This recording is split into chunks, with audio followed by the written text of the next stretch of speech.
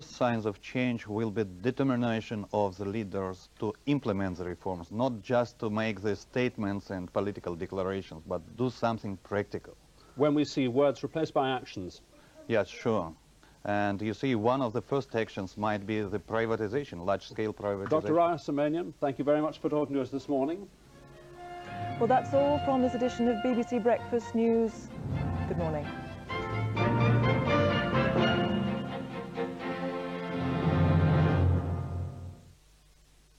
Well, Desmond Lynham will be firing the grandstand starting pistol in a couple of minutes, launching a packed agenda, including world athletics, test cricket, European swimming and racing. First on BBC One, let's see if the weather is going to give the cricketers at Lord's a sporting chance. Here's Michael Fish. Thank you very much. Good morning to you. Indeed it is. What a difference a day makes, doesn't it? Just look at this behind me. Clear blue skies virtually here in London, and a very different day in store just about for the whole country, and a promise of some fine weather to come for the rest of the weekend and into Monday. But back to Lord's. Well, today I think we're going to find a reasonable temperature there, about 23 degrees, some sunshine from time to time, a gentle southwesterly breeze, and the same is true for the racing at Goodwood. Further afield for the international athletics at Tokyo, well, quite hot and sticky, I think, more than anything. 32 degrees there. That's very hot indeed, up towards about 90 or so. And it should stay dry and fairly bright. But let's come back closer to home, and we've had a complete change take place during the course of the night. Yesterday, you may recall, we had a nasty area of low pressure across the country. In complete contrast today, an area of high pressure.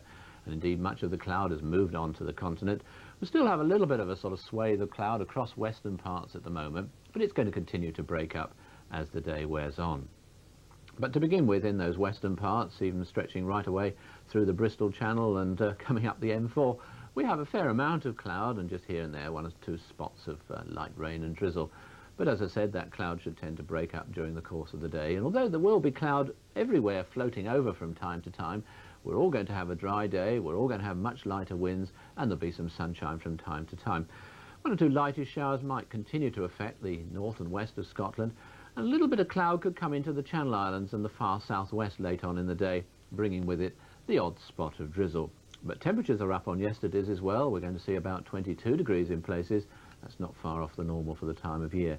Tonight, the cloud that has formed during the day will break up. 1 or 2 mist and fog patches perhaps towards the end of the night, and the odd light shower still near those western coasts, and a pleasant enough night as far as the temperatures are concerned. Now tomorrow, that high pressure well and truly on the scene, in control of the weather, so it's going to be a dry day virtually everywhere, a reasonable amount of sunshine, and if anything turning out to be warmer than today. We could well get up to 24 degrees, for instance, in the southeast.